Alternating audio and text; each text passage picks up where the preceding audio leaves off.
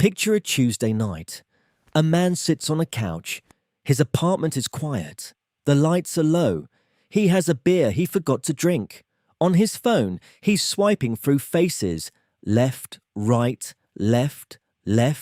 right, faster than he could ever say hello to a person in real life. He's been at this for 40 minutes. He hasn't felt excited in at least 30. He puts the phone down. He picks it up again. This is the story of something very old being asked to do something very new. And what happens to a species when the rituals it evolved over 50,000 years get replaced by an algorithm that was designed, in the end, to keep you swiping? Because here's the thing, nobody tells you about Tinder, or Hinge, or Bumble, or whatever app you're currently using to find the love of your life. The problem isn't that it doesn't work. The problem is the very specific way that it does work, and what that does to the part of your brain that was never built for this. Let's start at the beginning.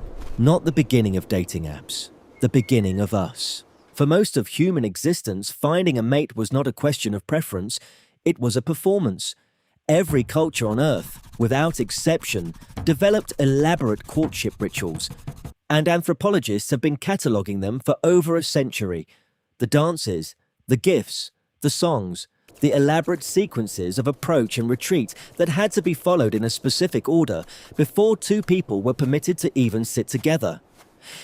In some Andean communities, young people were only allowed to court during communal festivals that happened twice a year. In parts of sub-Saharan Africa, the ritual involved months of indirect communication through intermediaries before a first meeting. You might be thinking, that sounds exhausting.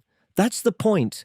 The length and complexity of a courtship ritual wasn't a social formality, it was a biological screening mechanism. The extended time created space for signals that matter. Signals that a face on a phone screen fundamentally cannot transmit. Consistent behavior over time. Social endorsement from the tribe. The way someone carries themselves under pressure. Whether they show up. Anthropologist Helen Fisher, who has spent her career imaging the brains of people in love, describes the human mating process as having three distinct neurological phases: lust, attraction, and attachment. Each phase runs on a different cocktail of neurochemicals: lust on testosterone and estrogen, attraction on dopamine and norepinephrine, attachment on oxytocin and vasopressin, and critically, in the ancestral environment, these phases unfolded in sequence over time, with the full input of your senses and your community. Tinder compresses all three into a single swipe. That's not romance, that's a neurological short circuit. Here's something that almost never gets said in conversations about dating apps. Your ancestors had a matchmaker. It just wasn't a person. It was the tribe. In a band of 30 to 50 people, which is roughly how human beings lived for 95% of our evolutionary history, potential partners were not strangers. They were known quantities. Everyone in the group had watched everyone else navigate fear, scarcity, conflict, and joy. There was no profile to misrepresent because you couldn't. Your reputation was your visible history, verified by dozens of eyewitnesses, and the community itself had a stake in your pairing. Evolutionary anthropologist Robin Dunbar, who gave us Dunbar's number, the idea that the human brain can only maintain about 150 stable social relationships, argues that in these small-scale societies, mating decisions were genuinely communal decisions, because the wrong pair could destabilize the whole group. It wasn't just your parents who had opinions. It was everyone. That sounds oppressive to a modern ear, but it also meant that a potential partner had been vetted in a way no algorithm can replicate. Think about that for a second. The most sophisticated matchmaking system in human history wasn't technology. It was gossip, shared meals, the slow accumulation of observed behavior over years. And we threw all of that away and replaced it with a photo and a bio that says dog mom or looking for my partner in crime. That's not an upgrade, that's an amputation. Let's talk about the specific thing that's happening inside your skull when you open the app. Tinder was not designed with evolutionary biology in mind, it was designed with casino mechanics. And this is not speculation. Sean Rad, one of the co-founders, has said openly that the variable reward structure was intentional. You don't know if the next swipe will be a match. That uncertainty is engineered. And your dopamine system, the same one that drives gambling addiction, responds to uncertain rewards far more powerfully than to predictable ones. Every match notification is a small dopamine hit. Not because you found someone compatible, because you received a social signal of acceptance and your brain is wired to light up for social acceptance. This was adaptive in the Pleistocene. Acceptance meant safety. Rejection meant the possibility of exclusion, which, in a small tribe with no outside option, was genuinely life-threatening. So your 50,000-year-old brain is treating a match notification the same way it would treat a tribe elder, saying, "You belong here." And the next right swipe is treating a left swipe the same way it would treat being quietly, permanently shunned. Neuroscientist Lucy Brown at Albert Einstein College of Medicine has shown that romantic rejection activates the same neural pathways as physical pain.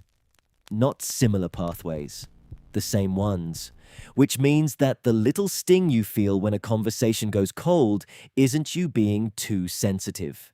It's your ancient threat detection system doing exactly what it was built to do. Except it's now being triggered dozens of times a day by strangers on an app designed to keep generating that cycle indefinitely. Here's the catch though. If everyone is in pain, why can't anyone stop? In 1995, psychologist Barry Schwartz coined what he would later call the paradox of choice. More options, he found, reliably produce less satisfaction, not more.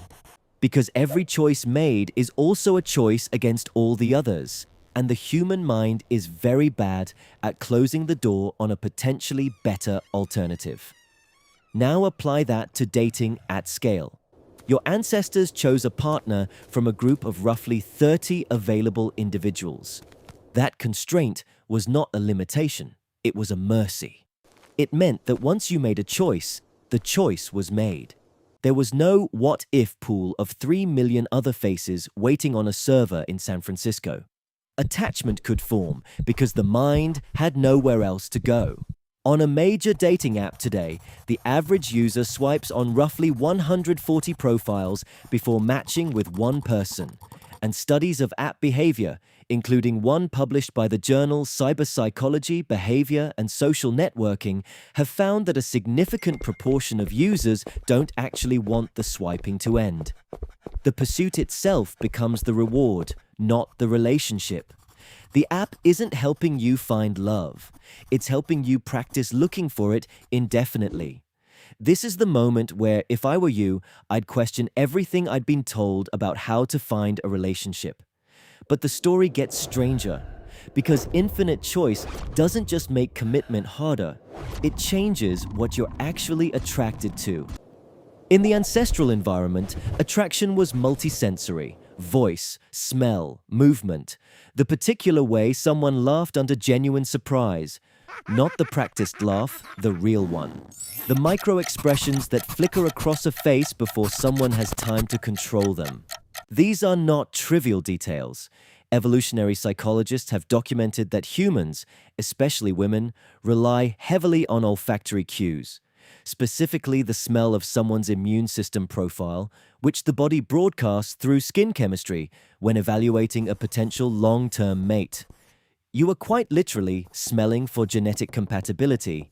Tinder offers a photograph in which, increasingly, the face has been filtered, lit professionally, and in some cases, altered by AI. A 2021 study from Stanford found that the gap between profile photos and real-life appearance is now large enough that people routinely feel they've been tricked at a first in-person meeting.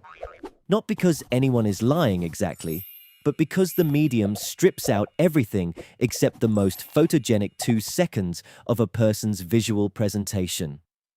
We have replaced a multi-sensory, socially embedded, time-extended ritual with a thumbnail. And then we wonder why the date felt flat. The honest answer is that your nervous system was promised information it didn't receive. And when the full picture finally arrives, in a coffee shop, across a table, your ancient brain is working from a blueprint that was never accurate to begin with. Here's where it gets interesting. The bowerbird of New Guinea and Australia is, by any measure, one of the most bizarre creatures on Earth. The male spends weeks, sometimes months, constructing an elaborate structure out of sticks, shells, berries, and anything blue he can find. He arranges and rearranges every object with extraordinary care. He practices his courtship display alone, adjusting the performance based on imagined judgment. And when a female finally approaches, she watches for a long time before deciding. She isn't deciding based on the structure alone, she's watching the builder.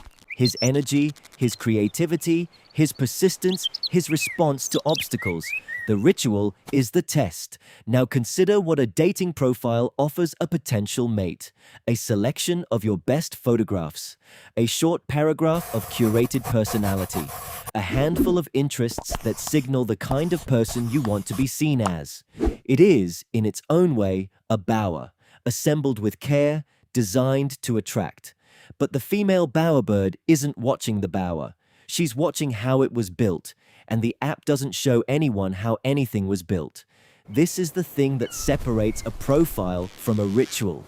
A ritual is performed in real time, in front of the person being assessed, with the genuine possibility of failure. That vulnerability is not incidental to the courtship process. It is the courtship process. It's how trust is established before words can fully be trusted. The stakes are what make the signal honest. A profile carries no stakes, which means to the part of your brain that evolved to read the bowerbird's behavior, it carries no real information at all. If you want to understand what dating apps have actually done to human pair bonding, look at the numbers that don't get talked about in the press releases. Dating app usage has more than tripled in the last decade, and over that same period, research from Harvard's Making Caring Common project, published in 2021, found that a growing number of young adults, particularly men, are experiencing what researchers called social disconnection, not despite technology, but in direct proportion to it. The more hours spent swiping, the higher the reported loneliness. There is also what sociologists call the churn problem. Because apps monetize engagement, not outcomes, there is a structural incentive built into the business model to keep users on the platform as long as possible. Hinge's own advertising slogan for years was the dating app designed to be deleted. And yet, according to their own data, the average user returns to the app multiple times after deleting it. The churn is the product. Dating apps didn't invent casual connection, but they industrialized it. They turned what was once a deeply local, community-embedded, ritualized process into a frictionless, scalable, infinitely renewable market. And markets, by design, treat participants as interchangeable units of value. Your ancestors didn't have a market, they had a community, and those are not the same thing. That distinction between a market and a community might be the most important thing in this entire video, because it gets at why the problem isn't the technology itself. It's what the technology replaced. If this kind of thinking is doing something for you, by the way, a like goes a long way. The algorithm is its own kind of paradox of choice.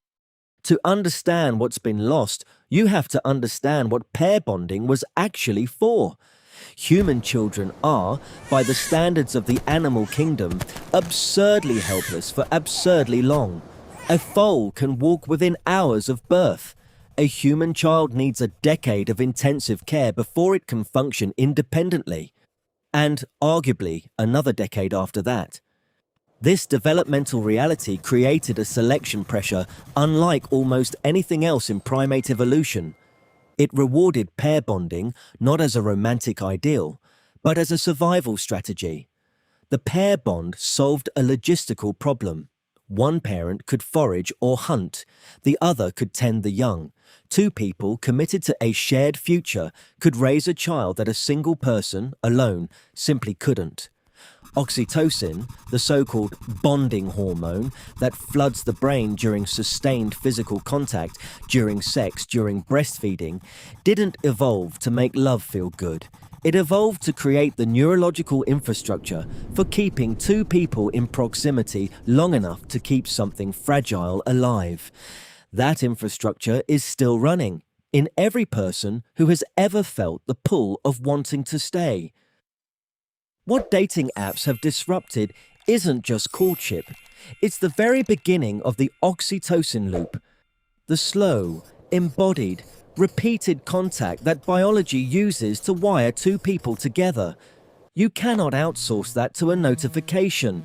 You cannot accelerate it with a better photo. It requires time and presence and the willingness to be seen by someone before you've decided how you want to be seen. Here's the honest part. We don't know yet whether what apps have done to human pair bonding is reversible. We are, in the truest sense, running an uncontrolled experiment on the mating behavior of a social primate in real time, with no control group and no clear endpoint. What we do know is that the human brain retains its full ancestral capacity for deep attachment. Love as a neurological state, the one Fisher maps in her fMRI studies, the one that lights up the ventral tegmental area and the caudate nucleus and looks, on a brain scan, almost identical whether the subjects are 23 or 67. That capacity did not evolve for a particular technology. It evolved for connection itself. And connection, it turns out, is stubbornly analog. Studies of couples who met online versus offline find consistently that the mechanism of meeting has almost no predictive value for long-term relationship satisfaction. The app doesn't poison the outcome. What determines the outcome is what happens after the swipe, whether two people are willing to do the slow, unsexy, embodied work of actually becoming known to each other. Which means the ritual isn't gone. It's just been delayed. The question is whether we're willing to find it again. Picture that man on the couch again. Beer, low light, phone in hand, the quiet that fills the space between swipes. He's not broken. His taste isn't wrong. His standards aren't too high, and he isn't failing at something he should have figured out by now. He's a highly social primate whose brain was calibrated for a world where love was found through time and proximity and shared difficulty. Trying to navigate a system designed by a venture-funded company in 2012 that needed to show user growth within 18 months. That's a real mismatch. But here's the thing that gets lost in all the cultural noise about whether apps are good or bad, whether they've ruined romance or simply changed its shape. The ritual is not the app. The ritual is not the platform. The ritual is the accumulated, unrepeatable, specific hours that two people spend becoming real to each other. The conversation that goes longer than either of you planned. The moment something catches you off guard and you react before you can perform. The walk home that you both slow down without deciding to. That ritual is 50,000 years old. No update has touched it. The next time you put the phone down, really put it down, and sit across from another person and have no idea how it's going to go, that uncertainty you feel isn't anxiety. It's the ritual. It's working exactly as designed.